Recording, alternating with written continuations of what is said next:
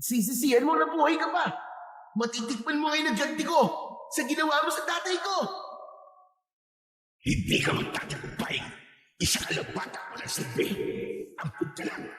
Kaya wala kang karapatang maghari-harian sa kagubatang ito. Patutunayan ko sa inyo ng tatay mo na ako ang dapat na maghari ng kagubatang ito. Mamamatay na muna ako bago ka magtagumpay. Patutunayan ko sa'yo na kahit bata lang ako, kaya kitang pabagsakin. Katapusan mo na! Lalaban ako hanggang sa aking huling hininga. Magandang araw po sa inyong lahat. Pakinggan po natin ang isang natatanging kwento ng isang batang pinalaki ng hari ng kagubatan. Ang 9 na taong gulang na si Neryo na naghangad ng kasagutan para mabuo ang kanyang pagkatao. Ano ang kanyang matutuklasang lihim na matagal nang itinatago sa kanya ng kanyang amang si Lupin? Paano niya ito haharaping mag-isa? Matatalo ba niya ang mga aswang na may kakayahang mag-anyong asong gubat? Sama-sama nating pakinggan ang pagharap sa katotohanan ng ating bida sa kwentong ito. Ngunit bago ang lahat mga idol, huwag po nating kalimutan mag-subscribe at i-hit ang notification bell sa aking YouTube channel na The Voice Addict para sa mas marami pang makapigil hiningang kwentong aswang at katatakutan mula sa mundo ng kababalaghan. Umpisahan na po natin ang kwento. Hindi ba't sinabi ko na sa'yo na huwag kang lalayo sa bahay natin, lalong-lalo na ang makipagtalo at makipagkarirahan ng takbo kay Pestor? Bakit ba ang tigas-tigas ng ulo mong bata ka? Dahil hindi po ako makakapayag na alipustahin po nila ang pagkatao nyo.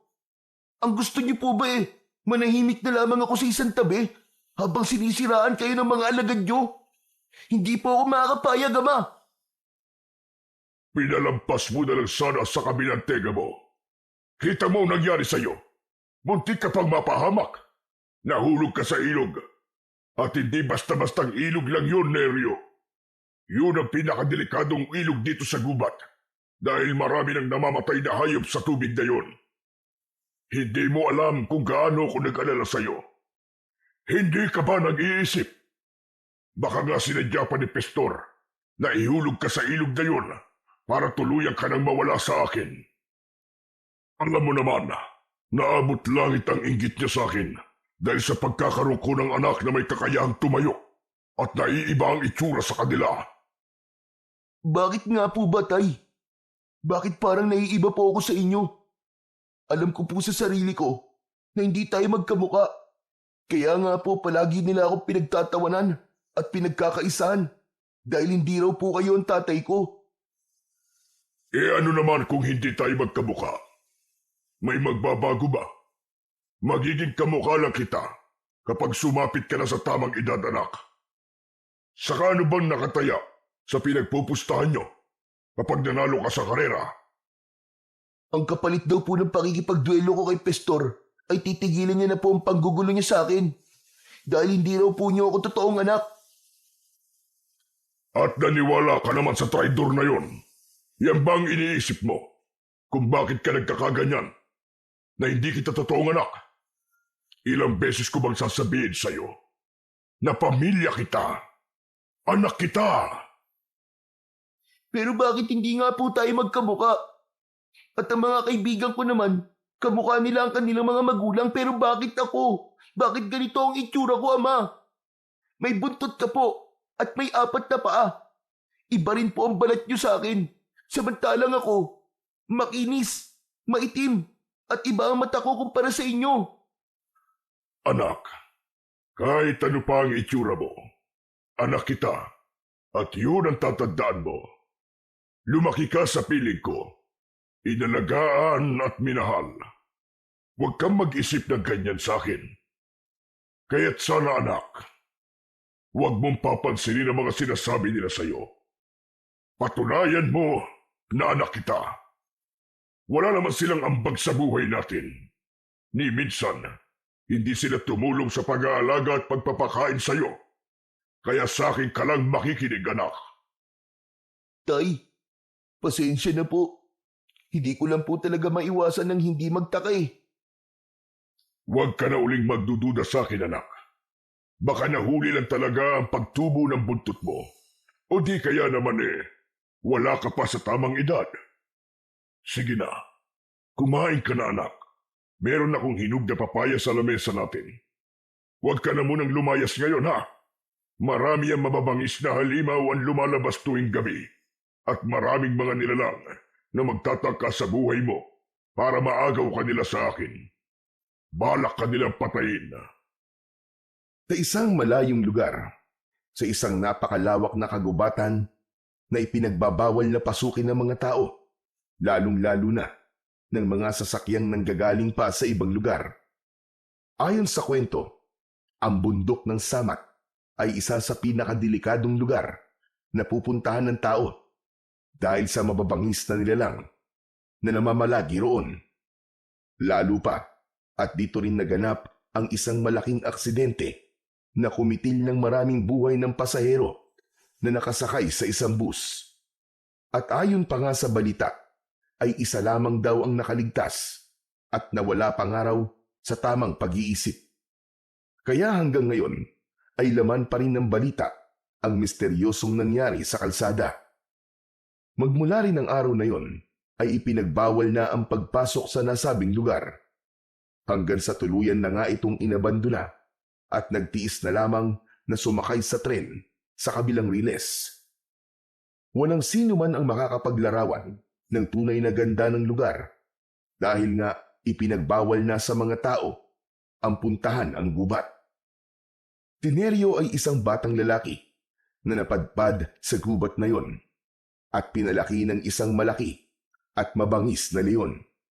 Pero dahil sa inggit ng mga asong gubat sa pagkakaroon ni Lupin ng isang anak na kakaiba sa lahat, palagi na itong tinutukso at sinusubukang patayin para mawala sa landas ng hari ng kagubatan. Naniniwala ang mga ito na si Nerio ang papalit sa posisyon ng kanyang ama bilang isang makapangyarihang nilalang sa buong kagubatan. At yun ang hindi matanggap-tanggap ng pinuno ng mga asong gubat na si Pistor. Pero dahil sa kagustuhan nitong matalo si Lupin at maagaw ang trono nito, ay kinaibigan nito si Nerio para pagtangkaang patayin o di kaya naman ay mailayo sa kanyang ama. Tay, may katanungan po ko. Bakit ba palagi na lamang kumukontra sa inyo si Pestor? Hindi pa ba sapat sa kanya na natalo na siya sa duelo nyo? Gusto niya ang agawin ng trono ko. Ang gusto niya, siya ang maging hari ng kagubatan. Ilang beses na kaming nagduelo ng asong gubat na yan. Ilang beses ko rin siyang napabagsak at natatalo. Pero wala pa rin siyang kadalaan. Ayaw niyang tumanggap ng pagkatalo. Kaya marahil ikaw ang ginagamit niya para saktan ako. Kaya ang gusto ko ay mangako ka sa akin, anak. Huwag na huwag kang maniniwala sa mga sinasabi niya. Lalo na ang lumapit sa kanya at sa mga kaibigan niya. Mapapahama ka lamang at ayokong mangyari sa iyo yun, anak. Opo, Tay. Pero hindi po ako mananahimik lang kapag narinig ko na naman ang panunukso nila sa akin. Lalo na ang pagsasalita po nila ng masama laban sa inyo. Marami nang naniniwala sa kanya, Tay. Kaya marami na rin po siyang tauhan. Kahit magsama-sama pa sila, anak, hindi ako natatakot sa kanila. Mas natatakot ako kapag may nangyaring masama sa iyo ng dahil sa kanila. Saka hindi sila mananalo sa akin. Nilapitan ni Lupin ang papayang nakapatong sa ibabaw ng lamesang gawa sa sanga ng kahoy. Dahil ang bahay nila ay nasa sanga ng punong nara, pinutol ng kanyang ama ang hinog na papaya, saka iniabot sa kanya. Masaya siya sa pagkakaroon ng amang katulad ni Lupin. Bukod sa mabait, ay mapagmahal pang ama ito para sa kanya. Kaya nga hindi niya matanggap na maraming galit dito at gustong pabagsakin ang kanyang ama.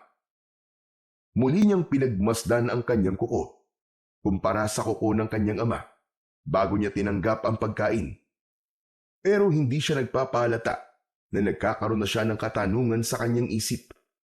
Ayaw niya nang mas lalong lumaki ang gulo. Para mawala ang pagdududa mo, anak, hindi pa ba sapat sa'yo na naririnig at nakakausap mo ko? Ang mga nakatirang hayop sa kagubatang ito, hindi ba't naiintindihan mo rin silang lahat? Patunay lamang yun na isang pamilya tayo rito. Pasensya na po talaga, Tay. Hindi na po mauulit. Ayos na yun. Basta't huwag mong kalilimutan ang mga ibiniling ko sa'yo. Saka huwag kang pupunta sa tabing kalsada, yung madalas mong puntahan ng mga kaibigan mo. Nakita mo naman na mayroong mga kakaibang bahay sa lugar na yon. Anak, sinasabi ko sa'yo, malulupit ang mga nilalang na nakatira doon. Kahit na anong mangyari, ay wag mong hahayaang makita kanila. Bakit ang dami pong bawal? Natutuwa lang naman po ako sa mga nagliliwanag nilang mga ilaw eh. Tayo po kasi walang ganun. Kung ano lang ang meron tayo, anak, yun lamang din ang pagditiisan natin. Ibang nilalang ang nasa gilid ng kalsada at hindi natin sila mga kauri. Magtatanong pa sana si Neryo sa kanyang ama, subalit iniwan na siya nito. Mabilis itong tumalon pababa ng kanilang bahay. Nahabol na lamang niya ito ng tingin habang kinakagat niya ang isang hiwa ng papaya na nasa kamay niya. Nang mabusog siya sa kanyang mga kinain, ay nahiga na muna siya sa kanyang higaan. Habang nakatingin sa bubong ng kanilang bahay, nagawa naman sa dahon ng anahaw. Nakaipit ito sa sanga ng nara. Hindi niya maiwasan ang hindi magtaka sa ikinikilos ng kanyang ama. Sa tuwing nagtatanong siya sa kanyang ama, ay palagi na lamang itong umiiwas. Lalo na kapag ang pinag-uusapan ay patungkol sa edad niya. Kung ilan lang daw ang guhit na parang bakod sa katawan ng puno, ay yun lang din ang bilang ng kanyang edad. Bigla niyang nahawakan ang nunal niya sa leeg. Ginagawa niya yon kapag nalilito siya sa mga nangyayari sa kanyang paligid.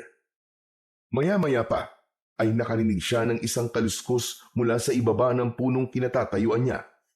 Kaya't dahan-dahan siyang sumilip sa ibaba. Nagulat siya nang makita ang nakangising si Pastor. Palagi nitong ginagawa ang patagong pagpunta sa bahay nila. Kaya naman, bumaba siya para harapin ito. Napagalitan ka na naman, ano?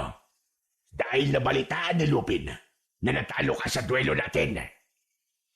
Hindi mo ako natalo. Dinaya mo ako, Pastor. Traidor ka. Ang lakas ng loob mo magpakita sa akin. Saka anong ginagawa mo rito? Dinadamayan ka. Hindi ka ba masaya na may kaibigan kang handang dumamay sa iyo? Napagalitan ako ng dahil sa'yo.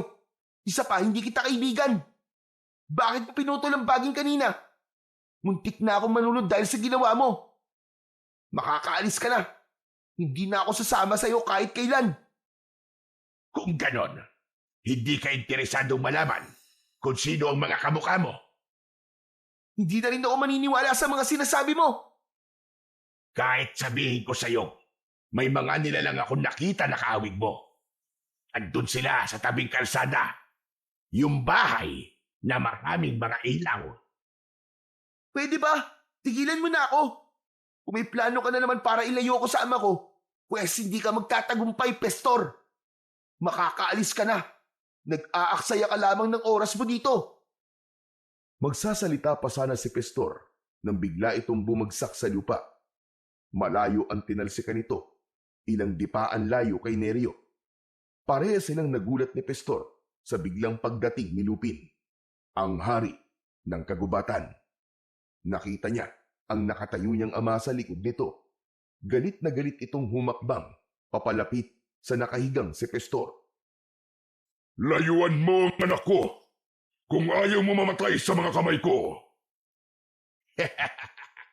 Anak, isa kang hangal. Nakikita mo ba ang itsura niya kumpara sa itsura mo? Patutunayan ko na hindi siya nararapat sa lugar na ito. Kamalasan lamang ang dala ng batang yan. Bata? Tay, bakit po niya ako tinawag na bata? Huwag kang sumali sa usapan namin, Neryo. Umakyat ka na sa bahay. Masyado na madilim ang paligid.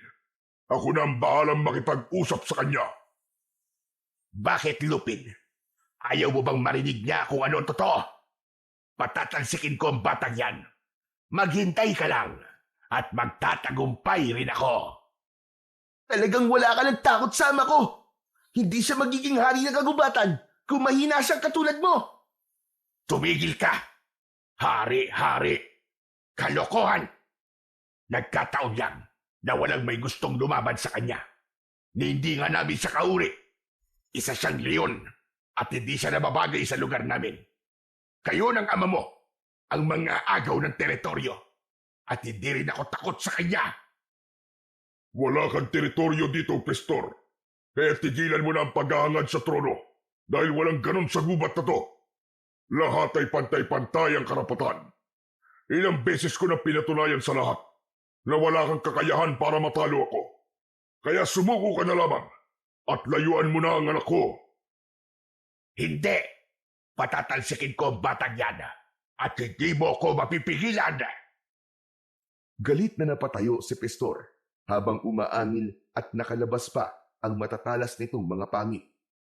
Tumutulo ang laway nito sa bibig dahil sa matinding galit. Patuloy ito sa pag-atras at bakas sa mga mata nito ang pagbabanta habang palipat-lipat ang tingin sa kanilang dalawa ng kanyang ama. Makakaalis ka na at huwag mo nang guguluhin ang anak ko kahit kailan. Kapag nagkita ulit tayo, hindi na ako magdadalawang isip na paslagin ka. Maaaring lamang kayo ngayon, kaya wag mo akong pagbabantaan. Maghintay ka lang. Darating ang araw na malalaman ni Neryo ang totoo. Pagsisisihan mong nagsinungaling ka sa kanya. Tandaan mo yan, Lupin. Tandaan mo!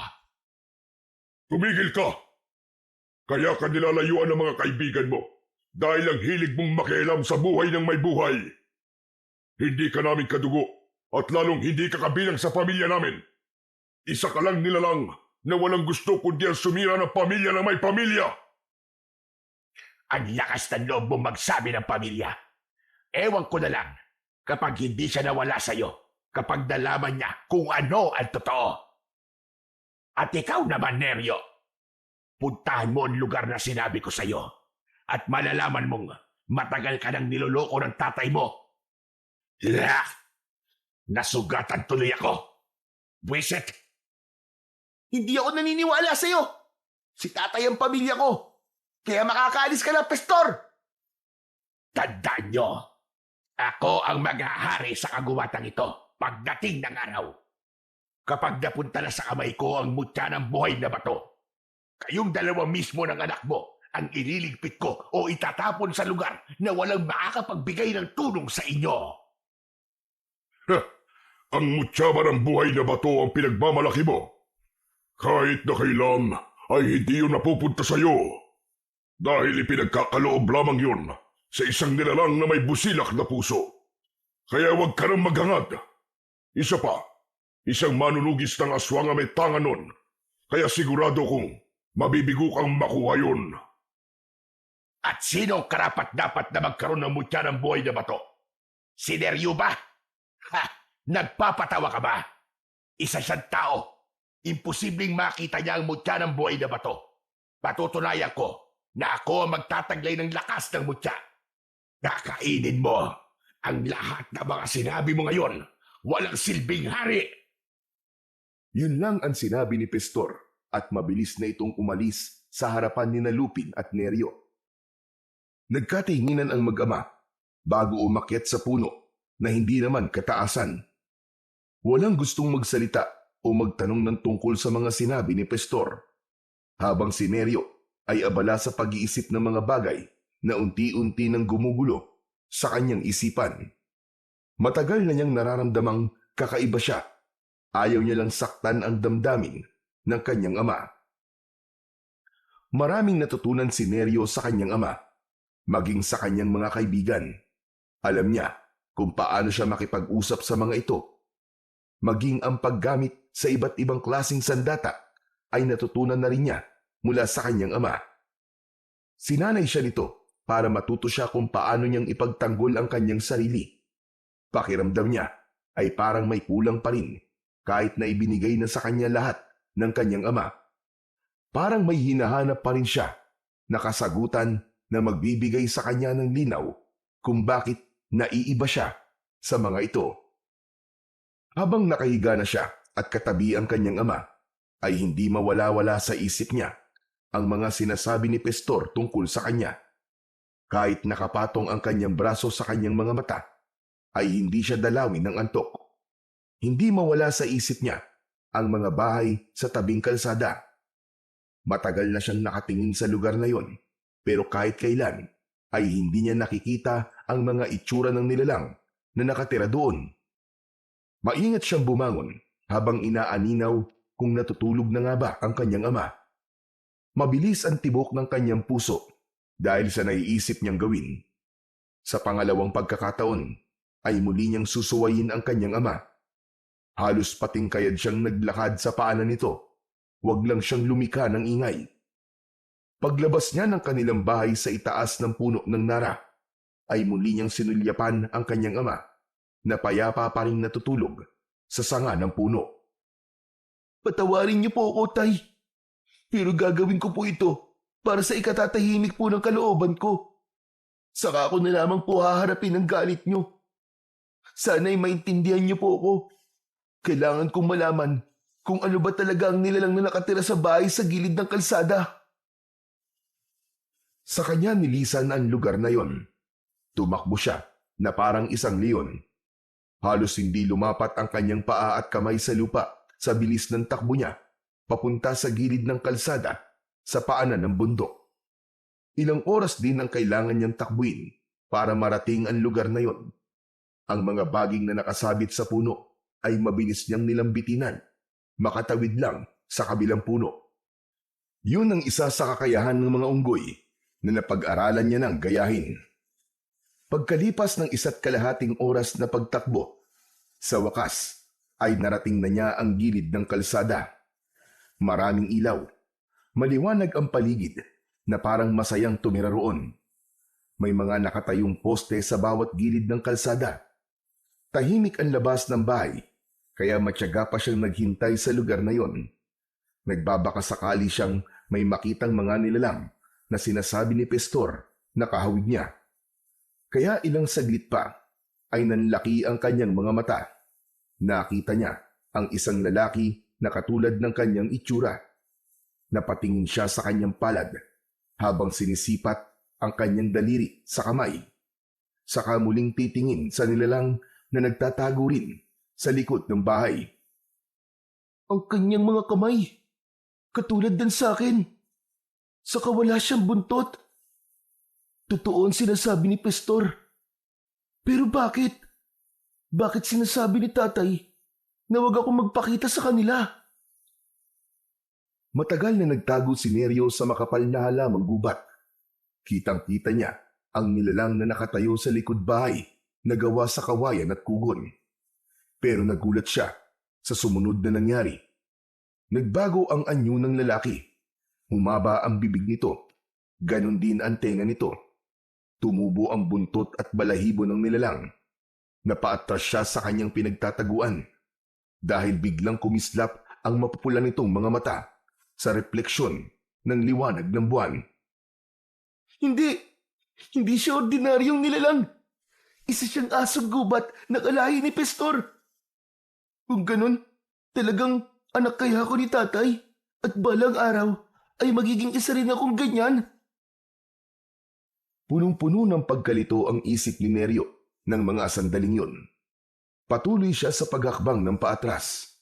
Lalo pa at hindi isa, kundi 5 nilalang ang mabilis na nagpalit ng anyo sa likod ng bahay ng mga kubong nakatayo sa gilid ng kalsada.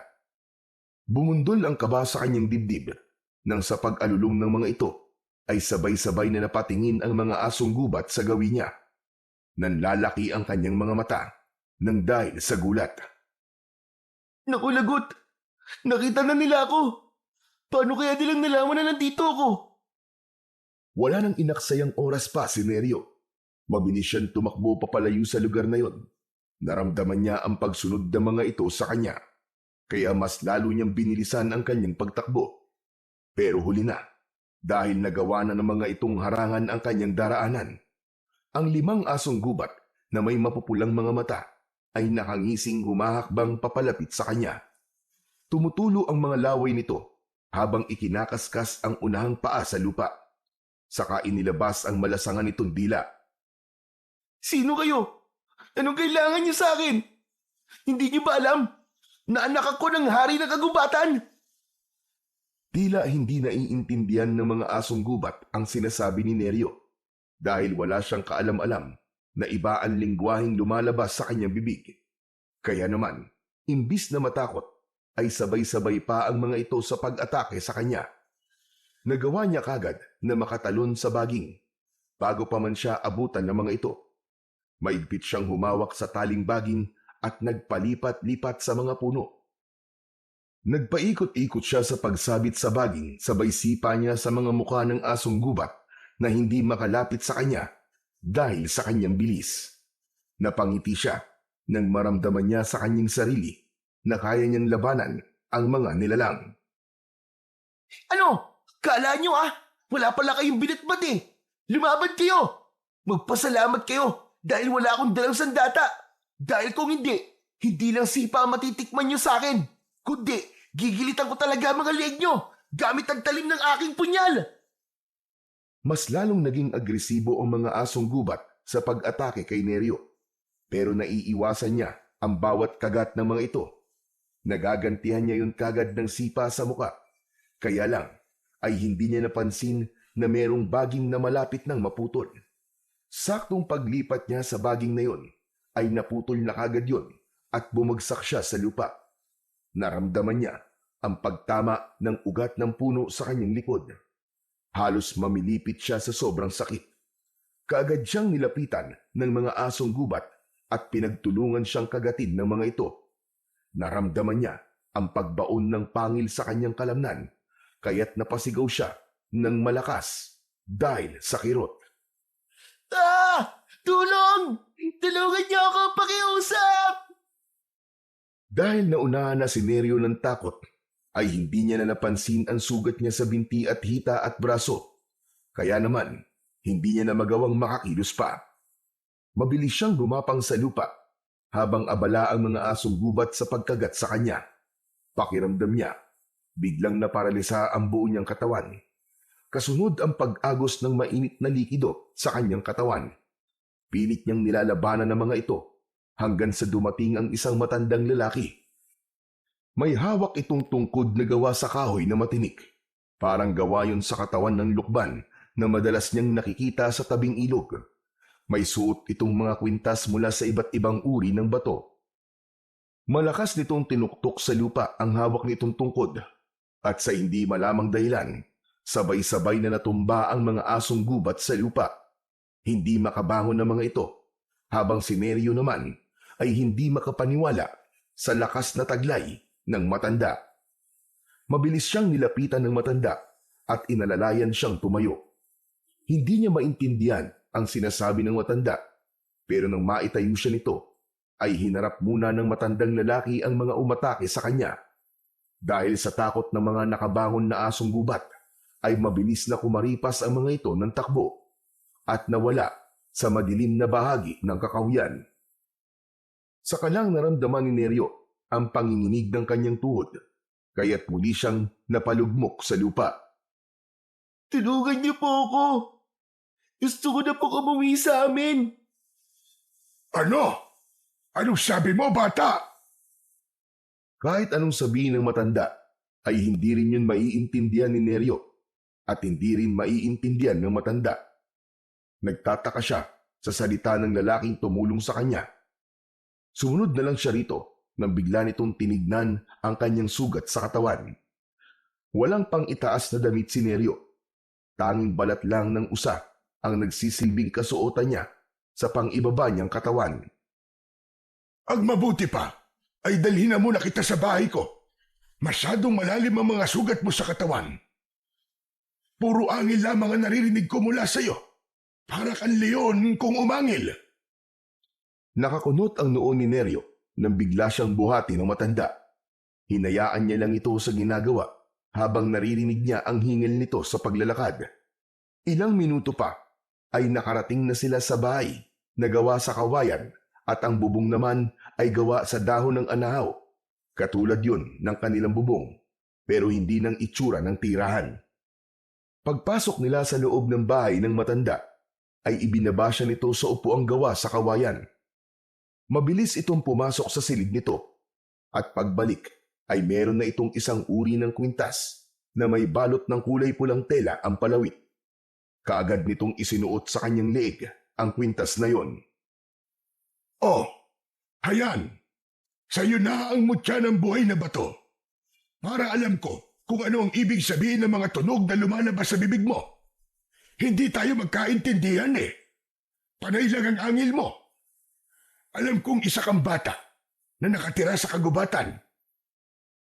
Sa pagkakatanda ko, 2 beses na kitang nakitang nakikipaglaro sa mga hayop sa gubat. Ano po ba ang bagay na nasa leeg ko?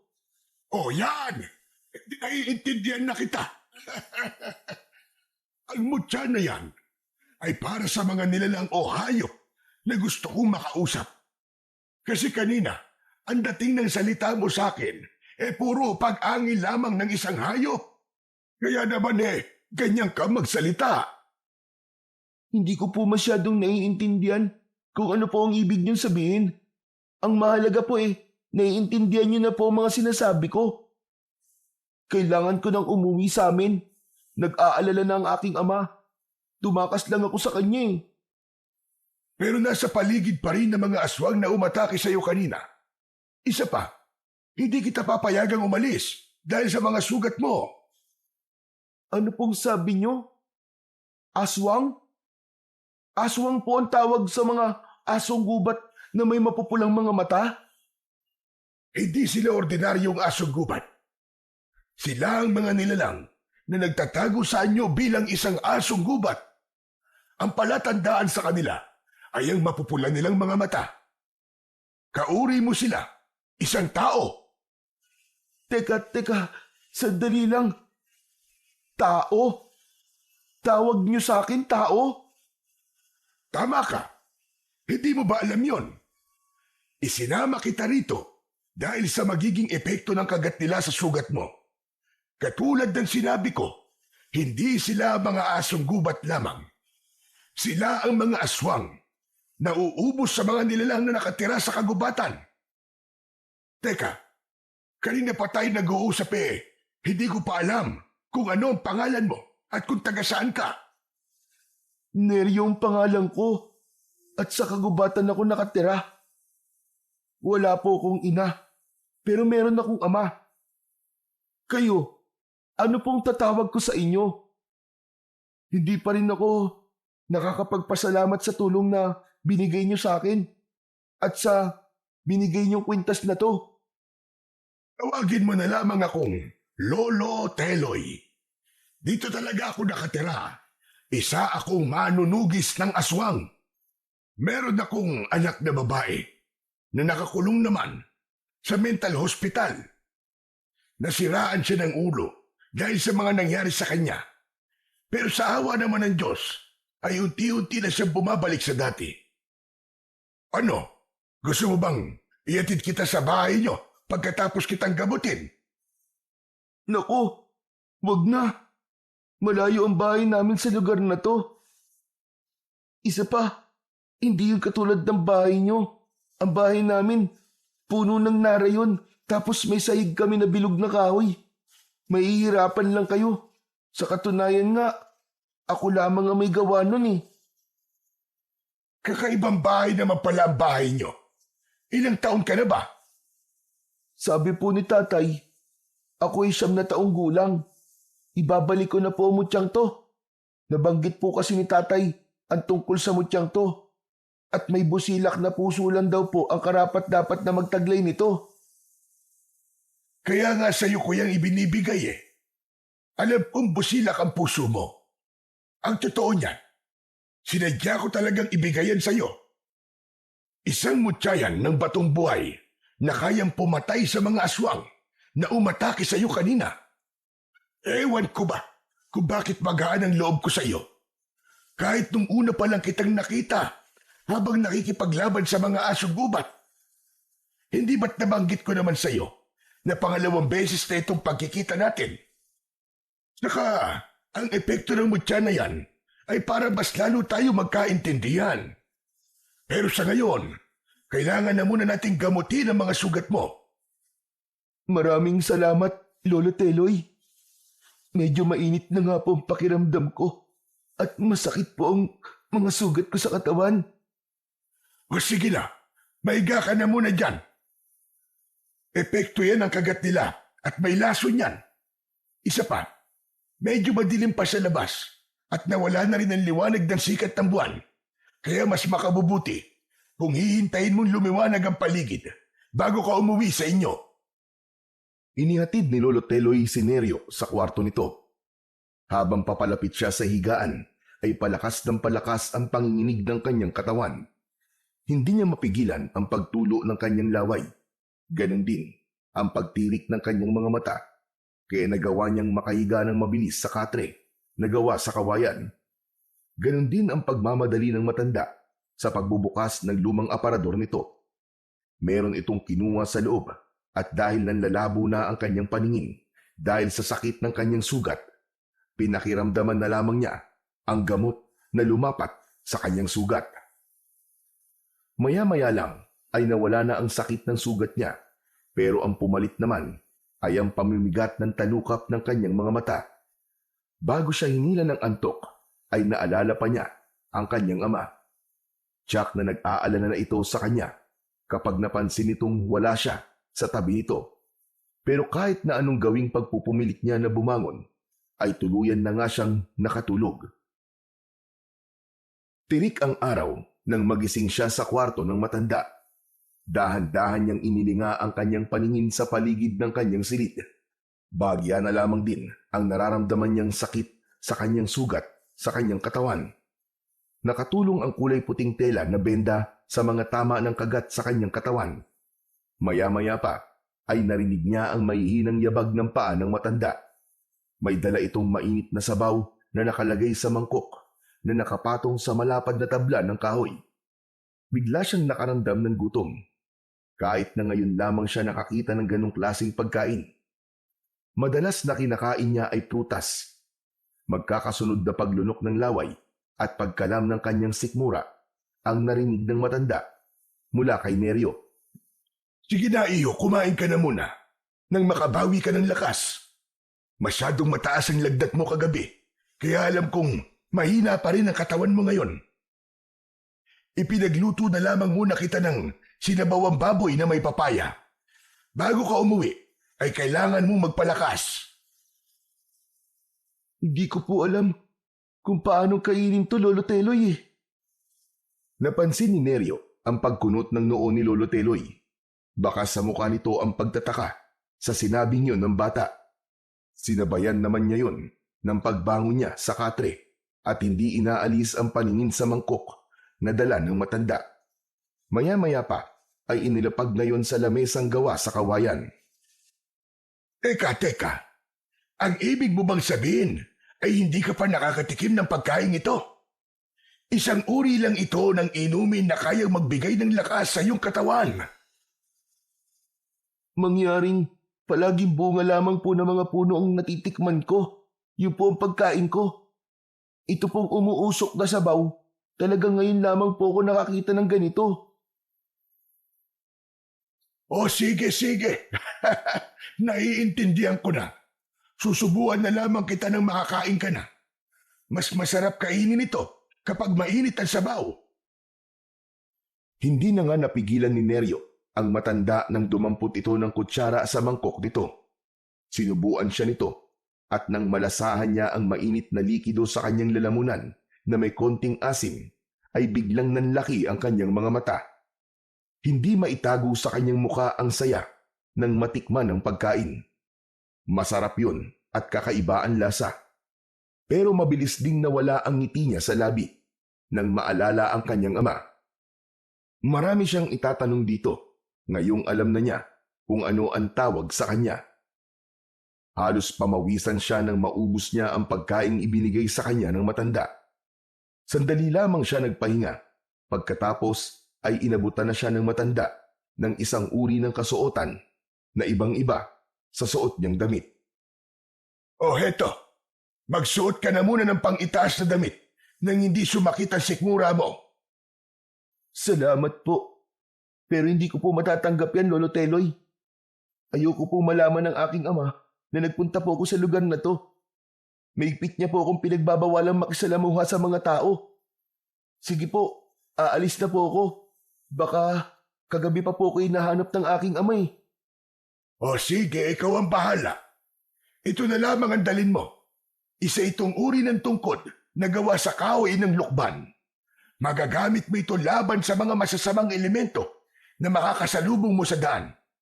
O sige na, huwag mo na itong tanggihan. Sana ay hindi pa ito ang huli nating pagkikita. Sana nga po. At kung ano man pong klaseng nilalang ang mga makakasalubong ko sa daan, sana po ay hindi na maulit sa akin na muntik na ako mapahamak. Ayoko po kasing mag-alala sa akin ng aking amay. Talagang mahal na mahal mo ang iyong ama. Maswerte siya sa pagkakaroon ng isang anak na katulad mo. Kaya lang po eh, Kaya lang ano, Neryo? bakit kaya hindi ko po siya kamuka? Siguro, nagmana ka sa iyong ina. Ganun naman talaga, lalo na kung solong anak ka lang. Siguro nga po. Sige po, tatanggapin ko po itong tungkod. At marami pong salamat ulit sa tulong nyo. Pagkatapos magpaalam, ay mabilis siyang lumabas ng bahay ng matanda. Katulad ng nakasanayan niyang paglalakad, habang papalayo siya sa bahay ng matanda, ay hindi pa rin nakaligtas sa kanyang paningin ang bakas ng pagtataka sa muka ng matanda. Siguro dahil kakaiba talaga ang paraan niya ng kanyang paglalakad. Pagdating niya sa gitnang kagubatan, ay muli siyang kumapit sa mga baging na nakalaylay sa mga puno at nagpalipat-lipat siya sa bawat punong madaraanan niya. Pero natigil siya sa paglukso at tumalon siya sa lupa nang makita ang grupo ni Pestor na nakaabang sa kanya. Nakangisi ang mga ito na parang nang aasar at nahuhulaan kung saan siya nanggaling. Alam kong pupunta ka sa lugar na sinasabi ko sa'yo. Aminin mo man sa hindi, may nabubuo ng tanong sa iyong isipan. Ano? Tama ba ako? Tila nang aasar pa ang paraan ng pagsasalita ni Pestor habang naglalakad ito ng paikot kay Neryo. Napansin na rin ito ang mga benda sa kanyang katawan, maging ang hawak niyang tungkod. Pero mas natigilan ito sa suot niyang kwintas. Bakas sa mga mata ng asong gubat na si Pestor ang inggit. Hindi mo na maitatanggi kung saan ka naggaling. Kaya lang, mukhang huli na ang dating mo. Napabagsak ko na ang iyong ama. Wala na siya. Tiyempong-tiyempo ang pag-alis mo kagabi. Malaya namin na isagawa ang mga binabalak namin gawin sa kanya. Biglang nanlamig ang buong katawan ni Neryo sa sinabing yon ni Pestor. Alam niyang hindi ito nagbibiro. Maigpit na hinawakan niya ang kanyang tungkod at hinarap ang asong gubat, kasama ang mga alagad nito na nakangising umaangil pa sa kanya. Hindi rin maitatago ang hindi pagkakagusto ng mga ito sa pananatili niya sa teritoryo ng kanyang ama. Mga hayop kayo! Anong ginawa niyo sa ama ko? Hanggang ngayon ba naman ay naniniwala ka pa rin anak ka niya? Kalokohan talaga. Kahit alam mo na ang buong katotohanan, ay nagbubulag-bulagan ka pa rin. Ang tanong ko, sagutin mo! Nasaan ang ama ko? Anong ginawa niyo sa kanya? Wala na siya. At totoo ang sinasabi ko. Patay na ang ama mo. At kahit saan mo siya hanapin, ay wala na siya. Hindi mo na siya matatagpuan. Natangay na siya ng malakas na agos ng tubig dahil sa pag-aanap sa'yo. Sinabi ko naman, di ba, na kaya kong paghiwalayin kayo. Hindi. Hindi totoo yung sinasabi mo. Hindi. Huwag mo akong linlangin. Hayop ka. Dahil sa oras sa papatunayan ko, niloloko mo lang ako. Ako mismo ang papatay sa'yo. Tanggapin mo na lang ang kapalaran niya. Wala na siya. Natalo ko na siya. Binitiwan ni Neryo ang hawak niyang tungkod at sinuntok niya ang muka ni Pestor. Pero hindi ito natinag. Sa halip, tumawa lang ito ng malakas na parang masaya pa ito sa reaksyon ng kanyang muka. Lalo na nang pumatak ang kanyang mga luha sa kanyang mga mata. Hindi pa siya nasiyahan. Mahigpit niyang sinakal ang leeg nito. Pagsisisihan mong nabuhay ka pa. Matitikman mo ngayon ang ganti ko sa ginawa mo sa tatay ko. Hindi ka magtatagumpay. Isa ka lang batang walang silbi. Ampong ka lang. Kaya wala ka rin karapatang maghari-harian sa kagubatang ito. Patutunayan ko sa inyo ng tatay mo na ako ang dapat na maghari sa kagubatang ito. Mamamatay na muna ako bago ka magtagumpay. Patutunayan ko sa'yo na kahit bata lang ako, kayang-kaya kitang pabagsakin. Katapusan mo na! Lalaban ako hanggang sa aking huling hininga. Magkakasunod na pinagsususuntok ni Neryo ang muka ni Pestor at nang makakuha siya ng pagkakataon ay mabilis niyang dinampot ang kanyang tungkod. Buong lakas niyang ipinalo ang kanyang tungkod sa katawan ni Pestor. Nagulat siya nang tumalsik ito sa malayo. Parang may kung anong malakas na enerhiya ang gumapang sa kanyang sandata at nagawa nitong pabagsakin si Pestor. Ang apat nitong mga kasama ay atras-abante ang ginagawa. Hindi malaman ng mga ito kung susugod ba o aatras sa kanya. Ano pang hinihintay nyo mga inutil? Hindi sa taga rito. Kaya nararapat lamang na palaya sila sa na yan. Wala na siyang kakampi. Patay na ang kanyang amang silupin. At ako na ang hari. Hindi kayo magtatagumpay. Hindi papatay ang aking ama hanggat hindi ko nakikita ang kanyang katawan. Kaya kayo ang umalis sa lugar na to. Kampon kayo na masasama. Sugurin nyo na! Huwag nyo sabihin na tatakot kayo sa isang batang mahina. Hindi sumunod ang mga asong gubat sa utos ni Pestor. Kaya ito na mismo ang sumugod sa kanya. Malalaki ang hakbang ng mga paa ni Pestor na tumalon pasugod sa kinatatayuan ni Neryo. Pero maagap niyang naiwasan yun. Sinalubong niya ng pagpalo ng tungkod na tumama sa liig ni Pestor. Bumagsak ito pasadsad sa lupa. Saka naman natigilan si Neryo sa biglang pagbilis ng kilos niya. Nagawa na ring sumugod ng mga asong gubat para pagtulungan siya ng mga ito. Subalit sa bawat pagtama ng kanyang tungkod sa katawan ng mga alagad ni Pestor, ay bumabagsak ang mga ito sa lupa. Hindi sila makabangon habang bumubulwak ang dugo sa mga bibig nito. Nilapitan niya ang nakahandusay na si Pestor at itinukod niya ang kanyang tungkod sa leeg nito.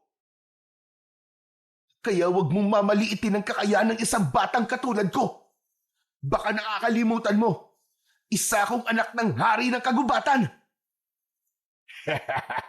Hanggang ngayon niloloko mo pa rin ang sarili mo. Tumigil ka! Nasaan ang tatay ko? Sumagot ka! Puntahan mo sa ilog. Doon ko siya itinapon pagkatapos ko siyang kagatin sa batok. Kaya patay na siya. Sa sugat at pagkalunod. Parang pinagbagsakan ng langit at lupa si Neryo sa kanyang narinig mula kay Pestor. Kaya mabilis siyang tumakbo at iniwan ang mga kalaban habang nakahandusay ang mga ito sa lupa. Habang tinatahak naman niya ang daan papunta sa ilog, ay panay din ang tulo ng kanyang mga luha. Hindi maaari. Tay, patawarin niyo po ako. Hindi ko po sinasadyang takasan kayo. Hindi ko po sinasadya. Una niyang pinuntahan ang kanilang tirahan dahil umaasa pa rin siyang niloloko lamang siya ni Pestor. Subalit wala roon ang kanyang ama. Kaya halos mabingi siya sa tibok ng kanyang puso dahil sa pag-aalala. Hindi niya maipaliwanag ang takot at galit para sa kanyang sarili. Kung hindi siya umalis ng gabing yon, hindi siguro napahamak ang kanyang ama. Sunod niyang pinuntahan ang ilog. Pagdating niya, ay halos malula siya sa taas nun. Gusto niyang isipin na makikita pa niya ang kanyang ama na buhay. Ngunit sa lakas ng ragasan ng tubig, imposibleng makaligtas pa ito. Tay! Tay, nasan ka? Patawarin niyo po ako. Nagkamali ako. Hindi ko po sinasadyang iwan kayo, Tay. Tay! Tay, nasan ka? Tay! Umalingaw-ngaw ang boses ni Neryo habang nakatayo sa gilid ng ilog.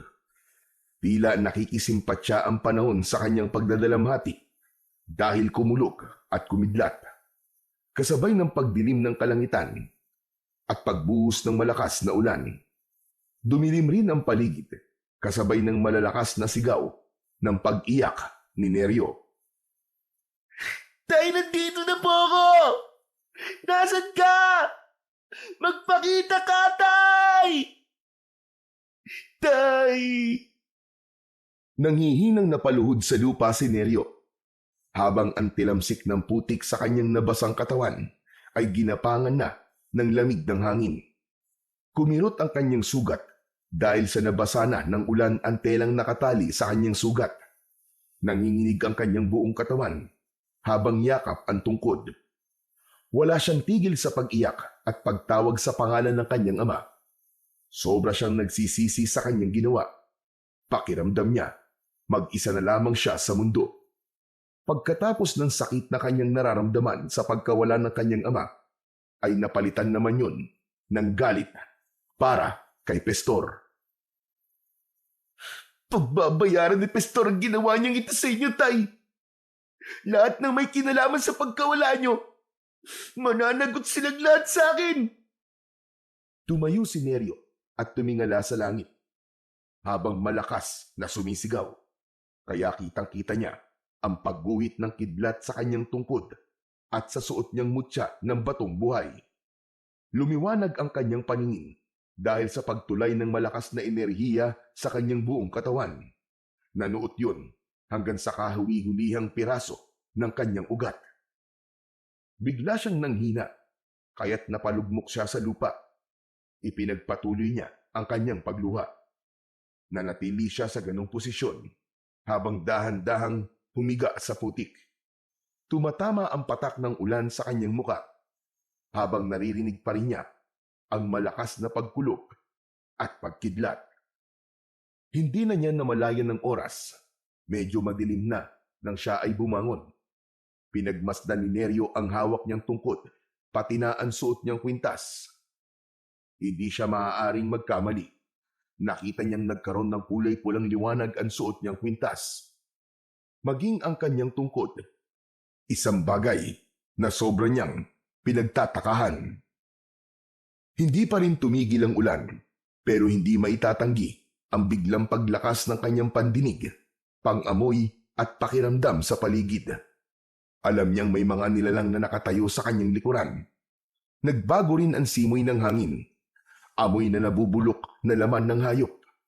Pamilyar yun sa kanya at alam niya, ito na ang aswang na tinutukoy ng matanda. Dahan-dahan siyang humarap sa mga ito. Tila dito niya gustong ibaling ang galit niya. Kung ayaw niyo pang mamatay, makakaalis na kayo. Pero kung gusto na ninyong tikman ang galit ko, lumapit kayo at hindi ko kayo uurungan. Mahigpit na hinawakan ni Neryo ang tungkod at itinutok yun sa mga nakatayong asong gubat. Tila hindi nito alam kung ano ang nasa katawan niya, kaya imbis na umatras ay pasugod ang mga ito na umatake sa kanya. Sinabayan niya yon ng kanyang pag-ikot sa ere at saktong pagharap niya ay tinamaan ng mga ito sa katawan. Halos lumipad ang mga ito sa lakas ng epekto ng kanyang sandata. Kasunod, ang pagliwanag ng kanyang suot na mutya. Biglang nagtaklob ang mga ito ng mga mata. Tila nasisilaw ang mga asong gubat sa lakas ng liwanag Sinamantala niya ang pagkakataon, mabilis niyang nilapitan ang mga ito at pinagpapapalo niya ng kanyang tungkod. Sa pagbaon ng tinik ng kanyang sandata sa katawan ng mga ito, bumulwak ang dugo sa sugat at nagkikikisay ang mga katawan na pilit na ibinabaon ang kanilang mga ulo sa lupa. Hindi makontrol ng mga ito ang sariling katawan. Kasunod ang pagkasunog na parang papel kahit na may presensya ng tubig at ulan. Wala, anong klaseng tungkod ba to? Maging ang suot kong mutya. Paano naging ganito ang epekto nito sa katawan nila? Muling sinulyapan ni Neryo ang mga kalaban. Nilapitan niya ito habang gumagapang sa lupa papalayo sa kanya. May sugat na ito sa katawan.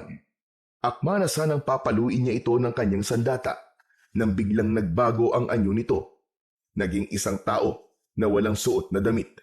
Mas lalo nitong hinabol ang hininga nang mawala na ang pagkaaswang nito. Kaya lang, sa muling pagliwanag ng suot niyang mutya ay nasunog na rin ito habang ang mapupulang mga mata ay naging kulay itim. Nagulat na lamang siya sa biglang pagsalita ng pamilyar na boses sa kanyang likuran. Neryo, anak? Ikaw ba yan? Paano mo silang napatay? Tay! Tay! Hindi ka po patay! Hindi ko po alam, Tay. Dahil po yun sa sandata ko. Hindi napigilan ni Neryo ang kanyang sarili. Mabilis siyang tumakbo sa kinatatayuan ng kanyang ama. Mahigpit niya itong niyakap sa bewang. Akala ko po, iniwan niyo na po talaga ako. Kanina ko pa po kayo hinahanap. Ano po nangyari sa inyo? Nakausap ko po si Pastor. Ang sabi niya, patay na raw po kayo. Nakaligtas lang ako, anak. Patraidor silang umatake. Mabuti na lamang talaga.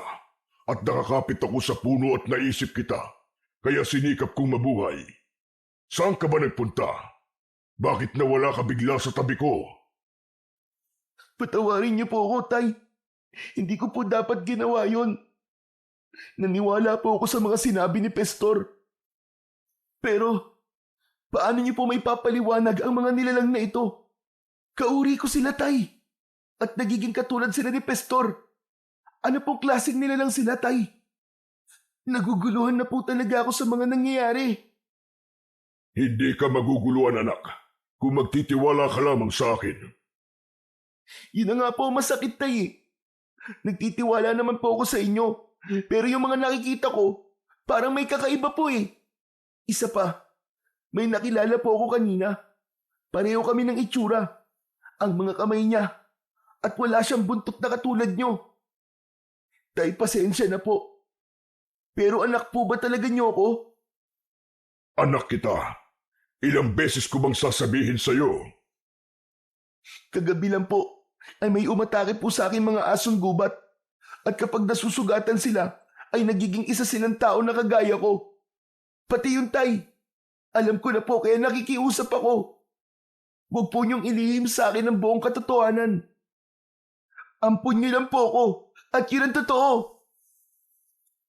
Hindi mo na ba pakikinggan ang mga paliwanag ko, anak? Alam mo kung kano kita kamahal. Magpapaliwanag pa sana si Lupin nang bigla naman dumating si Pastor kasama ang mga alagad nito.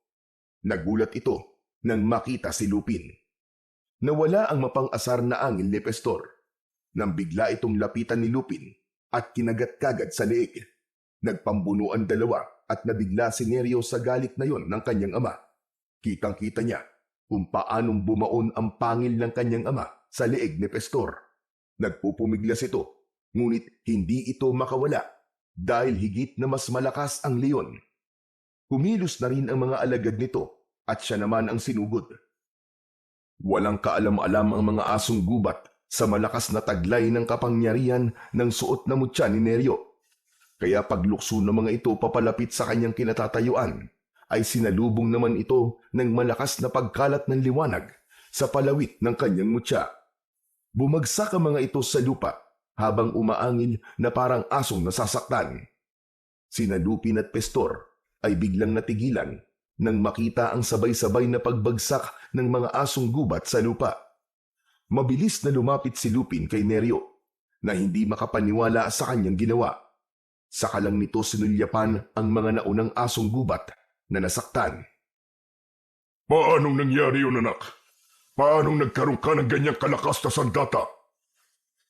Dahil dito, Tay, ibinigay sa akin to ni Lolo Teloy. Ang mutya ng buhay na bato. Ano ka mo? Lolo Teloy? Paano mo siyang nakilala? Kilala niyo po ba siya, Tay? Siya ang mahusay na manunugis ng aswang sa Hadikya. Ang mga taong nag-aanyong asong gubat at baboy ramo. Pumapatay sila ng mga nilalang na pwede nilang gawing pagkain. Lalo na ang mga tao. Tay, alam niyo po ang tungkol sa mga tao? Pati na sa aswang na Hadikya? Patawarin mo ko, anak. Pero siguro ay panahon na para malaman mo ang buong katotohanan. Hindi niya masasabi sa iyo ang lahat. Kaya huwag kang maniwala sa leon na yan. Punong-puno siya ng kasinungalingan. Hindi na ituloy ni Lupin ang balak na pagtatapat kay Neryo dahil inagaw ni Pestor ang atensyon ng mag-ama. Kitang-kita ni Neryo ang galit sa mga mata ng kanyang ama habang nakatingin ito sa nakahigang si Pestor. Kahit nasasaktan ito sa sugat na nasa leeg nito, ay nagawa pa rin ni Pestor na sumali sa usapan.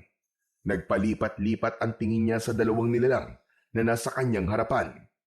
Unti-unti niya nang naiintindihan ang lahat at tanging sila lang din ang makakasagot sa kanyang katanungan.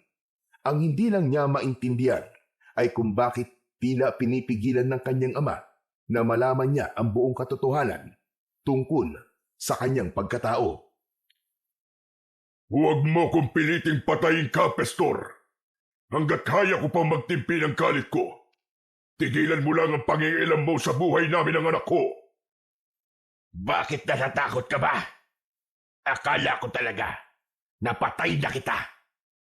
Hindi ka pa natuluyan. Nasolo ko na sana ang buong kagubatan. Ako na sana ang hari ngayon. Bakit ba gustong-gusto mo maagaw ang pagiging hari ko? Ano bang gusto mo mangyari? At pati ang anak ko ay kinugulo mo. Tumayo si Pestor habang nakangising nakatingin sa kanila. Paika-ika itong lumapit sa mga kasamahan nitong hindi pa rin nakakabangon dahil sa malakas na pagkakapalo ni Neryo ng tungkod. Saka ito muling nagsalita. Pinatay mo ang pamilya ko, anak ko at mga magulang ko. Pagkatapos, aasta ka na parang walang nangyari. Imbis na itakwil ka, ay ginawa ka pa nilang hari ng kagubatan. Hindi ba't malaking insulto yon? Alam mong pareho lamang tayong nilalang sa mundo. Hindi ko kasalanan na leyon ako at asong gubat ka lamang. Naigit akong mas malakas kaysa sayo. Huwag mong isisisi sa akin ang pagkawala ng pamilya mo. Dahil alam mong hindi ko talaga sila maililigtas sa sunog na yun. Kailangan kong unahin ang aking anak. Kung meron man dapat na gumawa nun sa kanila, ikaw yun. Pero nasaan ka ng mga sandaling kinailangan kanila. Kasama ka ng mga kaibigan mong iniwan ka rin sa oras ng kagipitan mo. Pagkatapos, ako ngayon ang ginugulo mo. Huwag kang gumawa ng dahilan para malinis ang konsensya mo. Ikaw talaga ang pumatay sa pamilya ko. Tumigil na kayo! Lalong-lalo ka na, Pestor. Tama ang sinabi ni tatay. Wala siyang kasalanan sa'yo. Ikaw ang dapat sisihin. Ikaw ang dapat na tumigil. Wala kang alam dito. Ikaw pa nga ang naging dahilan kung bakit nangyari ito sa amin. Kung hindi dahil sa dala mong kamalasan, hindi kami magkakaganito. Nagulat si Neryo sa biglang pagsigaw ni Lupin na may kasamang pag-angin. Kitang-kita niya ang bakas ng galit sa mukha ng kanyang ama. Inatake nito ang nakatayong si Pestor. Parang napansin niyang biglang nagkulay pula ang mata ni Pestor. Hindi ba't sinabi ko na sa'yo na wag mong pagsasalita ng malas ang anak ko? Talagang kinagalit mo ko. Nang mapansin ni Pestor ang pamumula sa mga mata ni Lupin, pati na ang pagtaas ng balahibo nito sa katawan, ay kumaripas na agad ito ng takbo, papalayo sa kanyang ama. Pati na ang mga alagad nito ay kumaripas na rin ng takbo. Hinabol ang mga ito ng kanyang ama. Kaya naman, sumunod si Neryo sa kanyang ama. Kailangan niyang pigilan ang kanyang ama sa gagawin nitong pagpatay kay Pestor. Ay, wag! Tama na! Huwag niyong gawin yan! Huwag kayong papatay! Kasalanan sa kalikasan yan! Tila wala siyang panama sa bilis ng takbo ng mga ito at bigla itong nawala sa kakahuyan. Kahit saan siya luminga, ay tuluyan nang nawala sa kanyang paningin ang mga ito. Maging ang tunog ng yabag ng mga paa ng kanyang ama. Alam niya na kapag naabutan ng kanyang ama si Pestor, ay malalagay sa panganib ang buhay nito, nahahantong sa pagpatay rito. Kaya kahit masasakit ang kanyang katawan, ay pinilit niyang humabol sa pagtakbo sa mga ito. Halos hindi na lumapat ang kanyang paa sa lupa. Ilang baging din ang kinailangan niyang lambitinan para mabilis niyang mahanap ang kanyang ama. Pero nabigo siya.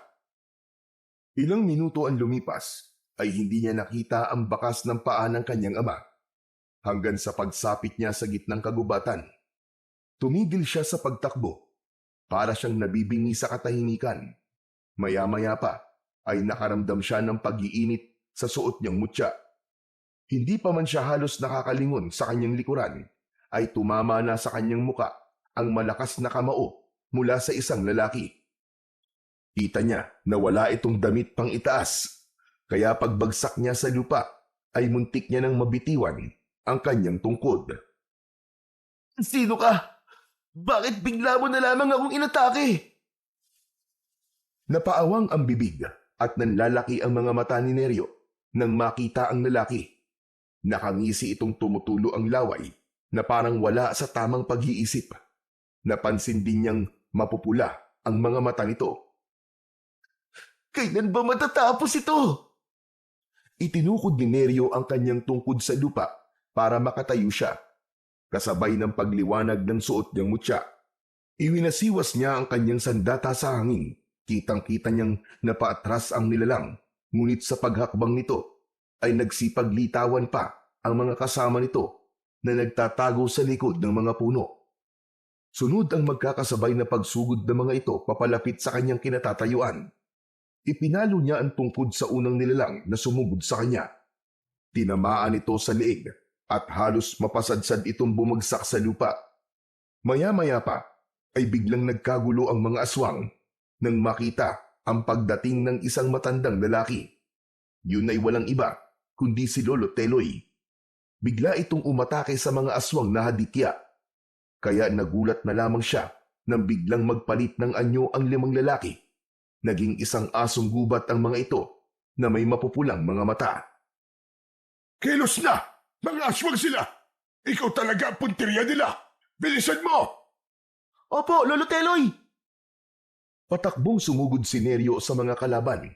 Bawat pagpalo niya ng tungkod ay tinatamaan ng mga ito sa ulo. Bumagsak ang mga asong gubat sa lupa habang umaangil. Sa kanya nilapitan at tutumbukin ng kanyang tungkod sa leeg. Para itong mga papel na unti-unting nilulusaw ng apoy. Ang natira naman ay tumakbo papalayo sa kanila, pero binato niya ito ng kanyang sandata at tinamaan ito sa likod. Bumagsak ito ng pasadsad sa damuhan at tulad sa mga nauna ay nasunog na rin ito. Mabilis na lumapit sa kanyang kinatatayuan si Lolo Teloy. Bakas sa mukha nito ang matinding pag-aalala. Ayos ka lang ba, Neryo? Mukhang kanina ka pang inatake ng mga aswang na yun, ah. Ayos na po ako, Lolo Teloy. Nabigla lang po ako sa pagdating nyo. Bakit pa kayo sumunod dito? Dahil ito talaga ang gagawin ko, Neryo. Magmula nang mabaliw ang aking anak, ito na ang ginagawa ko tuwing sumasapit ang gabi. Dahil alam kong may kinalaman ng hadikya sa nangyari sa anak ko. Lalo na ngayon na naiuwi ko na ang aking anak. Nasa bahay ko na si Belinda. Saan ka mapupunta ngayon? At kahit gabi na nasa gubat ka pa. Ang totoo, hinahanap ko po ang aking ama. Kapag hindi ko po naabutan si tatay, baka mapatay niya po si Pestor. Ano ka mo? Baka makasalubong nila ang pinuno ng mga halimaw. Mas delikado. Sino nga ba ang ama mo? Ang pangalan po niya ay Lupin. Kumunot ang noo ni Lolo Teloy dahil sa narinig nito mula kay Neryo. Bakas sa mga mata ng matanda ang pagtataka habang nakatingin ito sa mukha niya na parang inaalala kung sino si Lupin.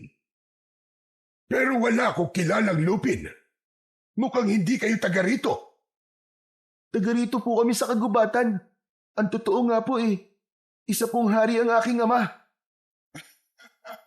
Hari, nakong bata ka. Hindi ka naman nalilipasan ng gutom siguro, Bakit kung ano-ano ang mga pinagsasasabi mo? Bakit po? Mukha po bang hindi ako nagsasabi ng totoo? Ay, nako. Tara na nga. Ang mabuti pa iahatid na lamang kita sa bahay nyo nang makilala ko na rin ang ama mong si Lupin. Baka matulungan niya akong puksain ang mga aswang na yan.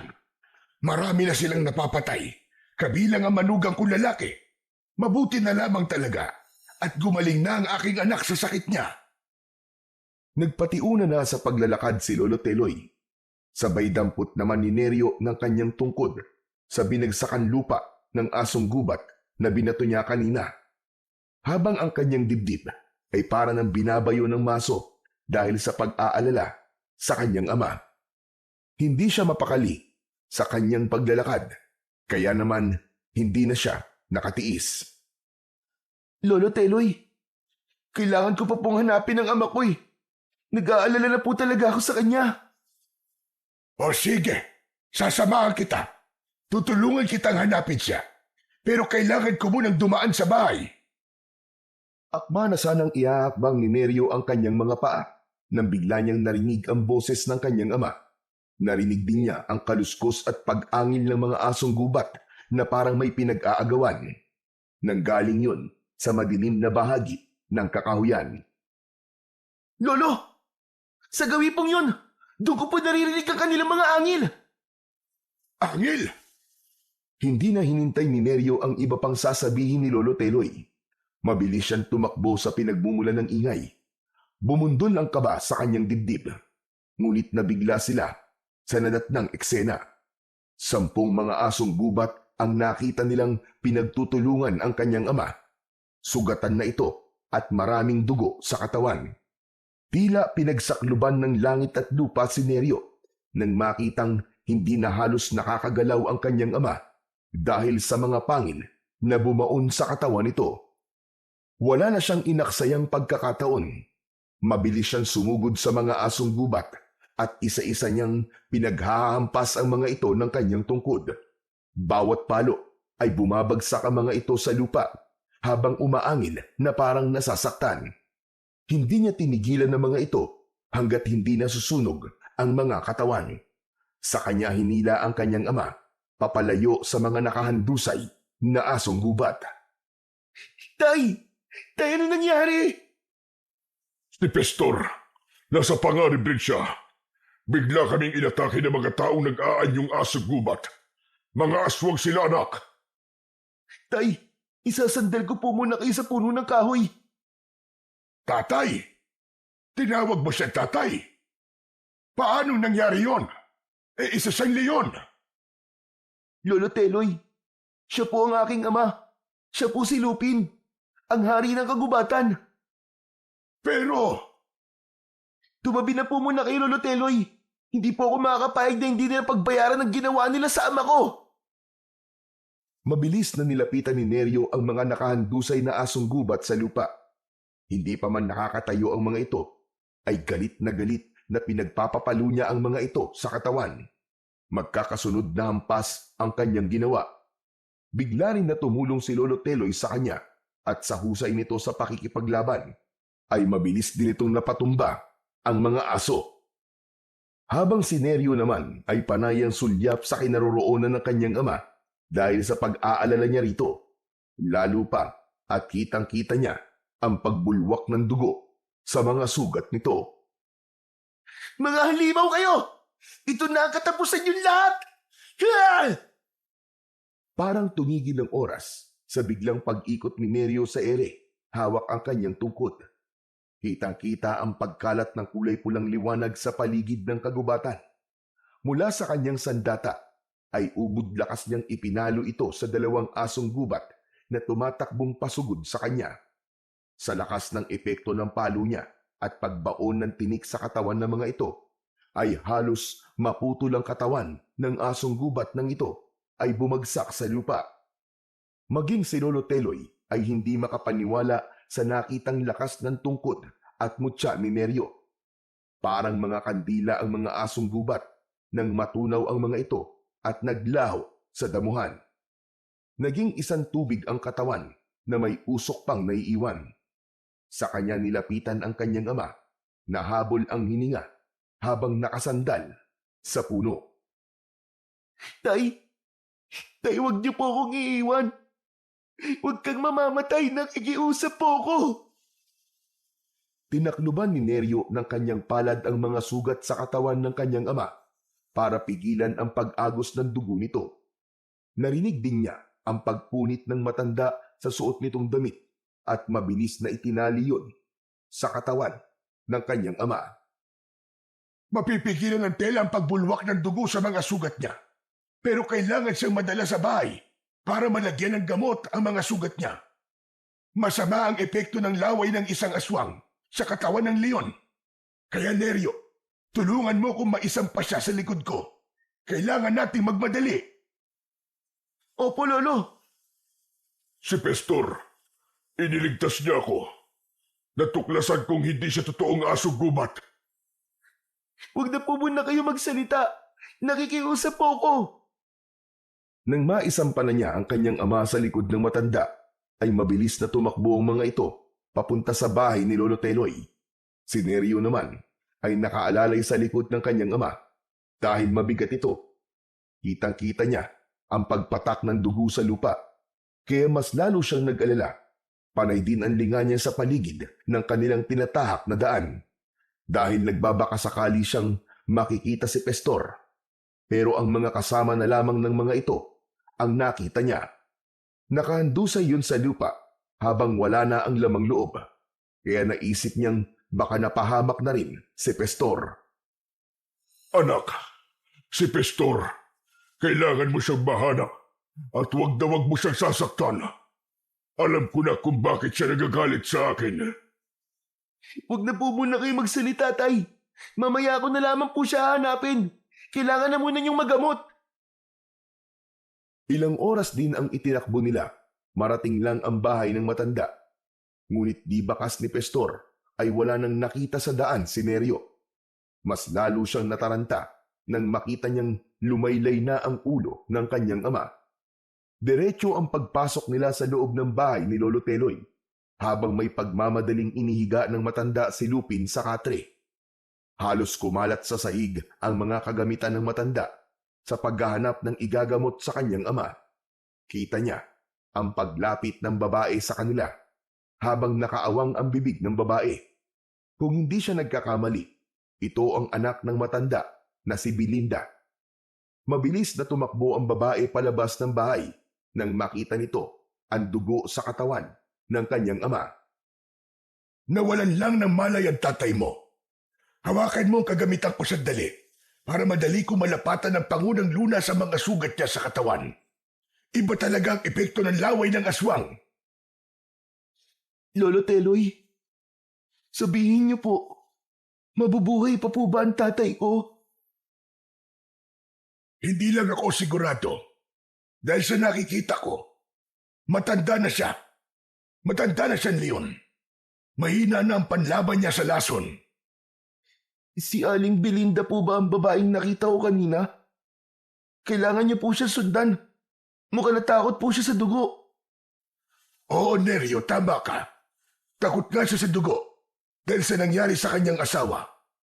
Naaksidente sila ni Romel nang gabing pumunta sila sa baryong ito. Siya lang ang nakaligtas at halos lahat ng sakay ng bus ay namatay at natagpuang nawawala ang lamang loob ng mga pasahero. Hanggang sa ngayon, hindi pa alam ng mga pulis ang totoong nangyari dahil hinihintay nilang matauhan ang aking anak. Hindi ko rin masabi sa kanya na pati ang katawan ng kanyang asawa ay hanggang ngayon hindi pa rin natatagpuan. Kung ganun po maaaring buhay pa po ang asawa ni Aling Belinda, ganun po ba? Imposible, Neryo. Makaligtas man siya sa aksidente, pero sa kagat ng aswang, imposible. Nang matapos na sa paglilinis ng sugat si Lolo Teloy, ay saka naman pumasok sa loob ng silid ang babaeng anak nito. Nagulat siya sa malakas nitong pagsigaw habang umiiyak na nakatingin sa kanya. Nanginginig ang mga kamay nito na akma na siyang yayakapin. Nakaawang lang ang bibig nito na parabang nakakita ng multo. Kaya lang, humakbang siyang papalayo sa babae dahil bigla siyang kinabahan. Si Lolo Teloy naman ay nagtataka na rin sa ikinikilos ng anak. Anak! Diyos ko, anak ko! Buhay ang anak ko! Belinda, anak, anong pinagsasasabi mo? Siya ang anak ko, Itay. Siya si Santino, ang anak ko. Nagkakamali po kayo. Hindi po ako ang anak nyo. Hindi ko po kayo kilala. Lolo Teloy, hindi pa po yata magaling si Aling Belinda. May sakit pa rin po siya. Wala na. Wala na akong sakit. Malinaw sa akin ang sinasabi ko. Ikaw ang nawawala akong anak. Hindi mo ba nararamdaman ang lukso ng dugo? Salamat sa Diyos. Salamat sa Diyos at buhay ka, anak.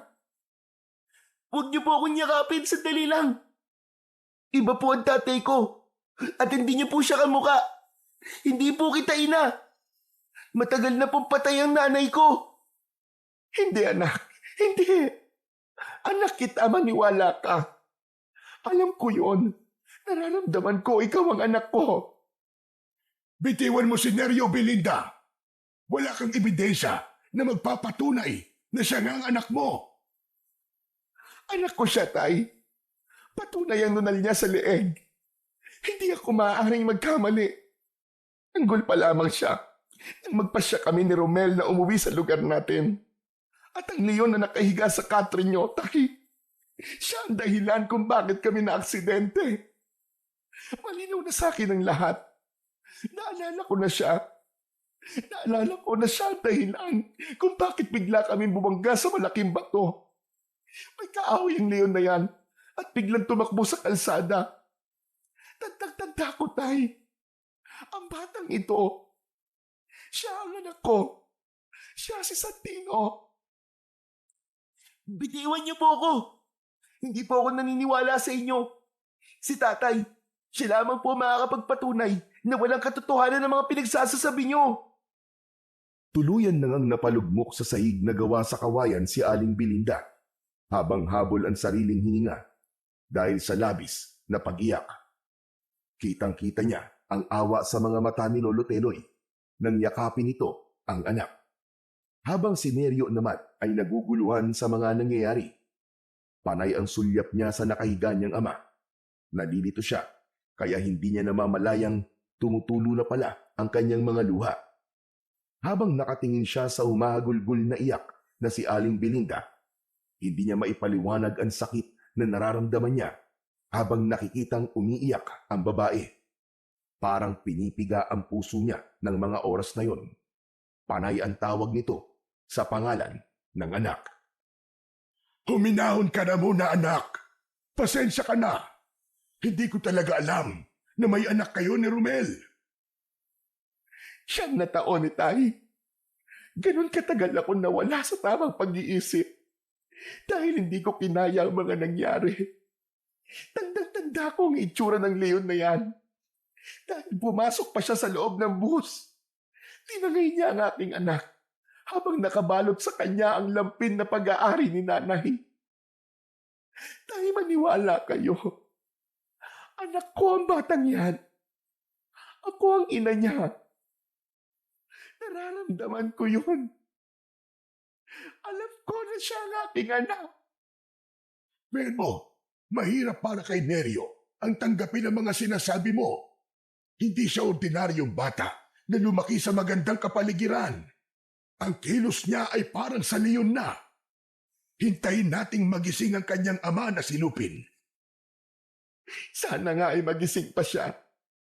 Dahil sa oras na malaman kong pinatay niya ang anak ko, ako mismo ang papatay sa kanya. Hindi makapagsalita si Neryo Naupo na lamang siya sa tabi ng kanyang ama.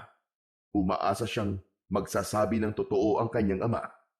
Alam niyang sasabihin na ng kanyang ama ang buong katotohanan kanina bago pa lumitaw ang mga aswang. Halos hindi siya nakahinga at hindi inalis ang tingin kay Aling Belinda. Hawak pa rin ito ang sariling dibdib habang umiiyak. Nararamdaman niya ang paghihirap ng kalooban nito. Maging ang sakit ng pinagdaanan nito sa nangyaring aksidente dahil patunay ang malalaking peklat nito sa katawan. Hindi niya alam ang gagawin kung sakaling malantad sa kanya ang katotohanang ina nga niya, si Aling Belinda.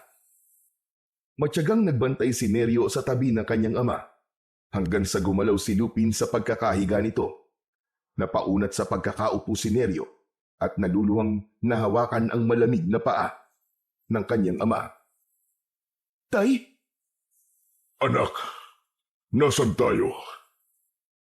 Tay, nasa bahay po tayo ni Lolo Teloy. Kailangan na nating umalis. Bilisan mo, anak. Tay, sandali lang. Sariwa pa po mga sugat niyo sa katawan. Saka bakit po tayo aalis? Natatakot po ba kayong malaman ko ang buong katotohanan? Neryo, anak. Tay, huli na po kayo. Alam ko na po ang totoo. Nandito rin po ang anak ni Lolo Teloy na si Aling Belinda. Galit na galit po siya sa inyo dahil kayo raw po ang dahilan kung bakit nasira ang pamilya niya. Nabaliw po si Aling Belinda dahil sa ginawa niyo. Kayo daw po may kasalanan. Wala akong kasalanan, anak. Walang may gusto sa nangyari. Nasa gitna ako ng laban sa pagitan ng mga aswang na hadikya. Balak nilang atakihin ang bus na sinasakyan nila. Pinigilan ko lang sila, anak. Alam ni Bathala kung ano ang ginawa ko. Inililigtas ko lamang sila sa kamay ng mga aswang. Mag-isa lang ako kontra sa 20 mga halimaw. Nilabanan ko sila. Ang buong akala ko ay patay na ang nanay mo. Kaya kita kinuha sa kanyang kandungan. Ang pagkakamali ko lamang ay nawalan ako ng lakas ng loob para sabihin sa iyo ang buong katotohanan. Tay! Tay, bakit? Bakit niyo po ako pinaniwalang kayo ang tatay ko? Patawarin mo ko, anak. Iniisip ko na kung aalagaan kita, ay makakabawi na ako sa mga buhay na hindi ko nailigtas. Mahal na mahal kita, anak, at alam mo yan. Ito lang ang alam kong sa tingin ko ay tama. Hindi naman kita ipagkakait sa kanila. Malaya ka na, anak, na pumili kung sino ang sasamahan mo. Sa tingin niyo po ba ganun na kadali yun? Ang hirap, tay. Kayo ang tatay ko at kailangan ko mamili sa inyong dalawa. Hindi ko po kaya, hindi ko magagawa. Masakit din ito sa akin, anak. Dahil minahal kita at itinuring kita parang isang tunay na anak. Kahit na punong-puno ako ng kasinungalingan sa iyo. Pero yun ang alam ko tama. At yun ang kailangan. Anak, sila ang dapat mong makasama. Sila ang totoo mong kadugo. Bumangon ng dahan-dahan ang kanyang ama. Sakto naman ang pagpasok sa silid ni Lolo Teloy at Aling Belinda na narinig ang mga sinabi ni Neryo. Si Neryo lamang ang naririnig nilang nagsasalita. Pero sapat na para malaman nilang alam na ni Neryo ang buong katotohanan. Nay, Diyos ko, salamat sa Diyos. Ibinalik niyo ang anak ko.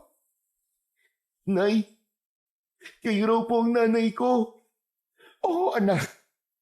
Ako nga ang iyong ina. Anak ko. Mahigpit silang nagyakap na mag-ina.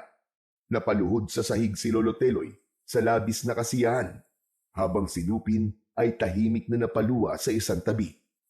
Kitang-kita sa mga mata nito ang nararamdamang sakit habang nakikita ang pagyakap ni Neryo sa babae. Maraming salamat sa pagkakaligtas mo sa anak ko. Pero hindi ko alam kung kailan kita mapapatawad. Nay, wala pong kasalanan si tatay. Aksidente po yun. Paano mong nasabi, anak? Ikinuwento ni Neryo ang buong katotohanan sa kanyang ina. At sa sobrang tuwa nito, ay nayakap nito ang kanyang ama na si Lupin. Kahit medyo nasasaktan pa ito dahil sa sugat sa katawan, bigla namang nagsalita si Lolo Teloy para mas maintindihan ni Aling Belinda kung bakit nalaman ni Neryo ang buong katotohanan. Dahil sa tagal na nilang magkasama ni Lupin, Belinda, naiintindihan na ni Neryo kung ano ang sinasabi ng leon. Kahit siya lamang ang nakakarinig sa boses ng leon. At kaya natin naiintindihan ang mga sinasabi ni Neryo ay dahil naman sa epekto ng kapangyarihang taglay ng mutya ng batong buhay. Napasulyap si Neryo sa gawin ni Lupin nang bigla itong magsalita at bumaba sa katre habang nakatingin sa mga mata ni Neryo. Kahit paika-ika ito sa paglalakad, ay sinikap pa nitong lumapit sa may pintuan at kinausap ang anak. Neryo, anak, kailangan nating mahanap si Pestor. Bakit, Tay? Pagkatapos niya kayong saktan? Bakit, apo ko? Anong sinasabi ni Lupin sa'yo? Hahanapin daw po namin si Pestor na muntik nang pumatay sa aming dalawang mag-ama. Abay, bakit daw? Anak, kailangan malaman ng nanay mo na buhay pa ang asawa niya. Ang totoo mong tatay, anak. Buhay si Romel. Ano po? Buhay ang ama ko? Anong sabi mo? Buhay si Romel? Opo, Nay. Pero, nasan po si tatay? Siya ay walang iba, kundi si... Hindi na natapos ni Lupin ang mga sasabihin nito kay Neryo nang biglang bumukas ang pinto ng balkonahe ng bahay ng matanda at iniluwa ang sugatang si Pestor. Mabilis na nilapitan ni Neryo ang asong gubat habang nakahandusay ito sa saig. Para sana ay paluin ng hawak niyang tungkod. Subalit nagulat sila nang makita ang pagbabagong anyo ng asong gubat. Isang lalaking walang suot na damit ang tumambad sa kanilang paningin. Yakap-yakap nito ang sariling katawan habang may malalim na sugat sa braso at sa likod. Nalaman kong isang aswang si Pestor. Nakaligtas siya sa aksidente. Bigla siyang nagpalit ng anyo nang tumama ang kanyang ulo sa bato. Nawala ang kanyang alaala mula ng aksidente niyon. At nang matauhan siya, ay iniligtas niya ako laban sa mga aswang na hadikya. Muli siyang naging asong gubat nang magpahabol siya sa mga aswang na hadikya. Napataklob ng palad sa bibig si Aling Belinda nang makilala nito ang asawa. Binalutan ito ng kumot sa katawan at niyakap ng mahigpit ni Aling Belinda si Pestor. Hindi naman makapaniwala si Neryo na sa isang iglap ay mabubuo na ang kanyang pamilya. Nagkaroon siya bigla ng nanay at tatay. Kaya lang, may kirot sa isang bahagi ng puso niya. Mapapawalay naman siya sa kanyang ama na una niyang nakasama. Ginamot ang sugat ni Pestor at hindi rin ito makapaniwala sa nangyari.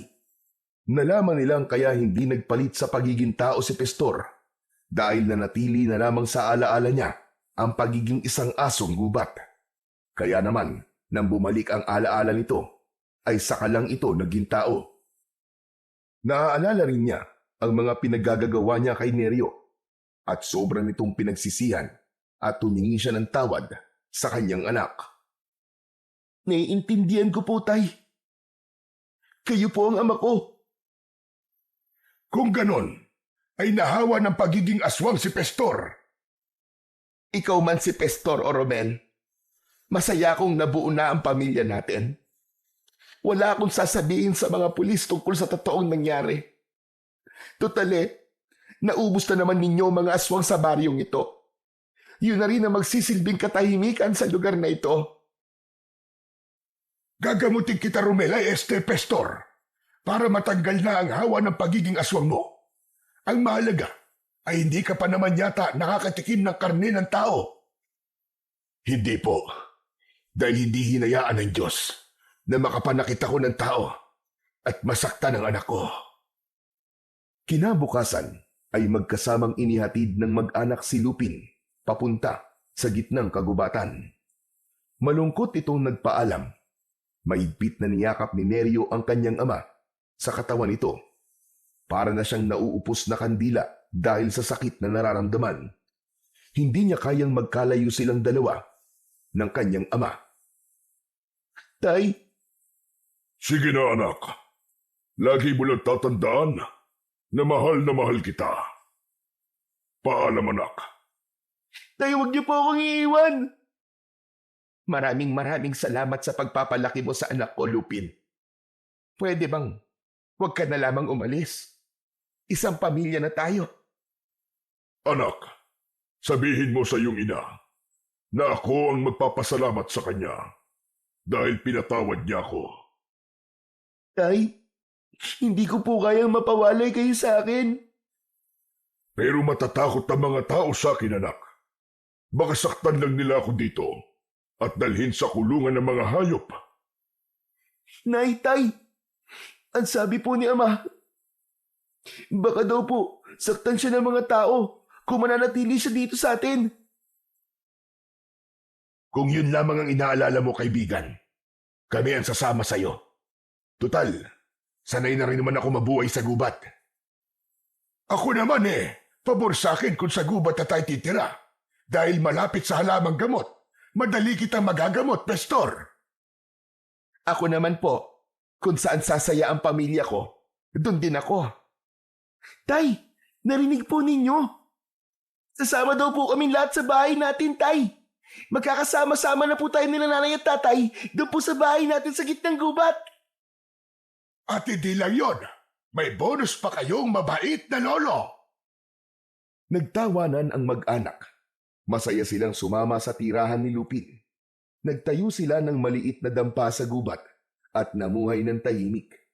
Pabor din yun habang ginagamot ang hawa ng pagkaaswang ni Pastor. Tuwang-tuwa si Neryo sa pagkakaroon niya ng dalawang ama. Maririnig ang kanyang mga sigaw habang palipat-lipat sa talimbaging na nakalaylay sa puno, habang inaalalayan siya ng kanyang amang leon. Sa kasalukuyan ay nag-aaral na si Neryo sa mababang paaralan ng baryo. Walang nakakaalam sa lihim ng batang pinalaki ng hari ng kagubatan. Hanggang ngayon ay suot pa rin ni Neryo ang mutya ng batong buhay. Wala na siyang mahihiling pa sa Diyos dahil ipinagkaloob na sa kanya ang kakaibang uri ng pagmamahal ng kanyang pamilya. At ito ang kwento at pakikipagsapalaran ng isang batang namuhay ng kakaiba sa piling ng isang makapangyarihang hayop sa gitna ng gubat na isang leon na siyang hari ng kagubatan. At masayang naibalik sa kanyang tunay na mga magulang at sila ay nabuhay ng masaya, payapa at may pagmamahal sa isa't isa.